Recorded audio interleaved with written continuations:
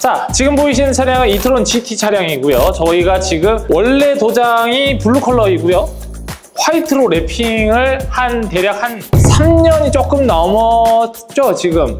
그래서 거의 4년이 다 돼가는데 차주분께서 관리도 너무 안 되셨던 부분도 있고, 또 요식업을 하시는 대표님이신데 왜 주방 쪽에서 쓰는 기름때 세정제 같은 걸로 닦으셔가지고, 이게 측면에 보면은 이게 광이 지금 나잖아요, 이 화이트 유광이.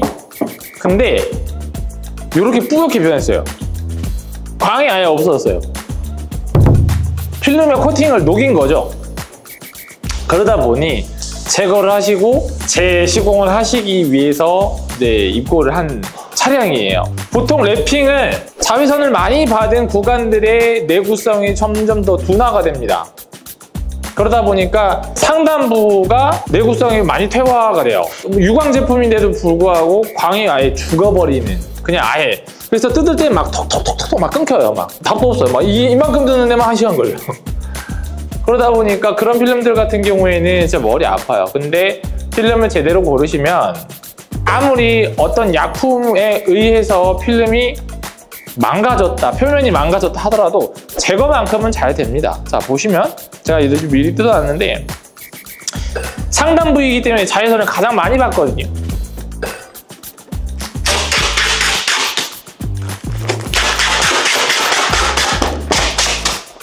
끊지 않고 다이렉트로 갈게요. 저는 지금 참고로 히팅건도 안 썼습니다. 물론 여름보다 겨울이 좀 더 랩핑 제거하기가 조금 더 수월하기는 하지만 오히려 겨울에 랩핑 특히 어려운 필름들이 있어요. 그게 아까 제가 언급드렸던 예전에 많이 활용했던 브랜드들, 그런 브랜드들은 좀 더 제거가 겨울에는 오히려 어렵습니다. 페트 타입들은, 좋은 제품들은 이렇게 제거가 너무 잘 돼요.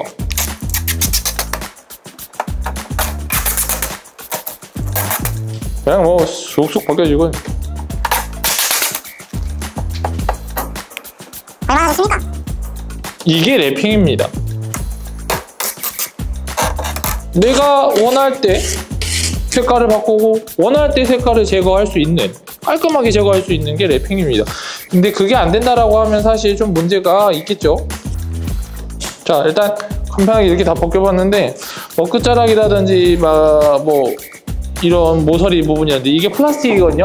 아시겠지만 철판보다는 플라스틱이 칠이 강도가 좀 더 약합니다. 그런데도 불구하고 칠이 문제없이 깔끔하게 떨어지거든요. 이게 랩핑이에요. 자, 상단부, 자외선을 제일 많이 받은 부위, 그리고 필름의 내구성이 많이 퇴보된 부위임에도 불구하고 이 정도로 떨어졌는데 문짝은 자외선을 그나마 덜 받거든요. 그렇기 때문에 지금까지도 광이 좀 더 괜찮아요. 어떻게 떨어지냐?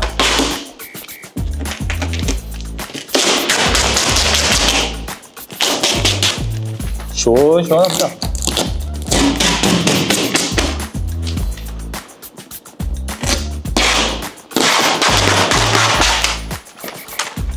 자, 랩핑도 이렇지만 PPF도 마찬가지예요. 제거가 잘 돼야 돼요. 그게 사실 저는 첫 번째라고 생각을 합니다. 그렇기 때문에 랩핑 견적을 막 이렇게 알아보시다 보면 보통 저렴한 업체를 약간 고민을 하셔야 되는 이유도 분명히 여기 있어요. 일단은 견적이 낮으면 자재 단가부터 낮추고 들어가기 때문에 자재 단가가 너무 낮아버리면 문제가 분명히 있습니다. 랩핑은요, 저희가 보통 교체 주기를 평균 3년을 말씀을 드려요.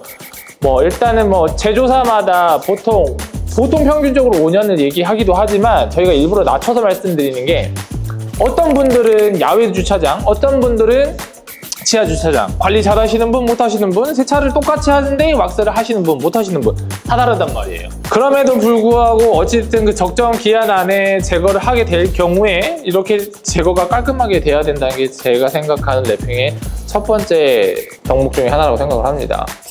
그리고 자, 랩핑이 약간 조금 어찌 보면은 장점이기도 하지만 어찌 보면 그게 문제의 화두가 될 수 있는 구간들이 있어요. 이런 얘기가 있습니다. 랩핑된 중고 차량은 절대 사지 마라. 자, 그 이유가 뭐냐면, 자, 지금은 제가 이렇게 벗겨놨기 때문에 원래 도장이 이렇게 깨끗하구나 라는 걸 알 수가 있지만, 자, 지금 제가 여기를 벗겨보지 않았습니다. 근데 막상 벗겼는데 면 처리 작업, 퍼티 작업이라고 하죠. 퍼티 작업만 돼 있고 칠이 되어 있지 않은 상태들이 간혹 있어요. 자, 이걸 좋게 얘기하면 사고가 났었을 때 다시 재래핑을 해야 되는 상황이 온다. 예를 들어서 다른 데 래핑은 다 멀쩡한데 누가 여기를 긁어가지고 여기를 수리를 했어요. 근데 사실 재도장을 하고서 래핑을 하게 되면 나중에 뗄 때 재도장이 떨어질 수가 있는 위험성이 많이 높기 때문에 그럼 나중에 두 번 지출을 해야 되는 상황이 올 수밖에 없어요. 근데 어차피 나중에 도장할 거 그냥 최대한 저렴하게 깔끔하게 면 처리 작업을 하고 나서 래핑을 씌우면 사실 금액적으로 많이 아낄 수 있다는 장점이 될 수도 있거든요. 근데 이걸 악용하게 되는 게 문제라는 거죠. 차 팔 때 됐어. 근데 여기 도장해야 되는데 래핑한 상태에서 살짝 사고가 있고 수리를 해야 되는데 수리 비용이 만만치가 않고 많이 나와. 그냥 래핑으로 덮어가지고 팔자 라고 해서 그 구매자에게 고지를 하면 상관이 없는데 고지를 안 하게 됐을 경우에 다음 차주분은 몰라요. 래핑 벗기기 전까지. 근데 나 색깔이 너무 내가 마음에 안 들어, 지겨워, 떼야겠다, 순정 컬러로 타야겠다 해가지고 딱 벗겼는데 짜잔 이래버리면 멘붕 옵니다.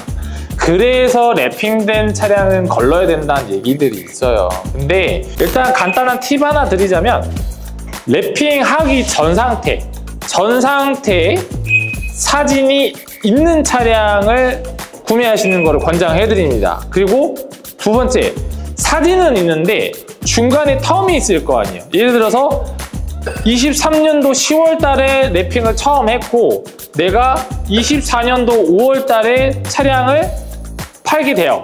그러면은 다음 이수자분께 중간에 사고 이력이 없는지 있는지를 분명하게 밝힐 수 있는, 서명할 수 있는 그런 자료들을 다음 차주분께 줄 수 있어야 돼요. 그래서 그 다음 차주분께서는 그런 게 어느 정도 확실하게 있으면은 래핑된 차량 안전하게 구매하셔도 좋습니다. 자, 근데 여기에서 문제, 아까 제가 초반에도 말씀드렸다시피 단가가 너무 낮은 래핑을 하게 됐었을 때 제거하게 되면 배보다 배꼽이 더 크다고 말씀드렸잖아요.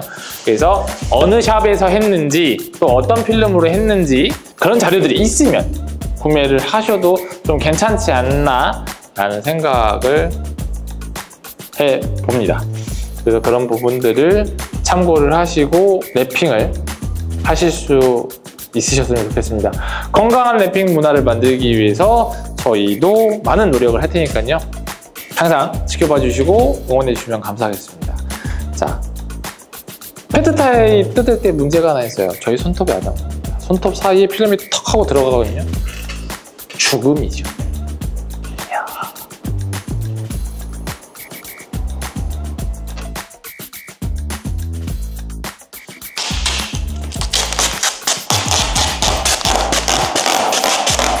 이렇게 뜯겨야 되거든.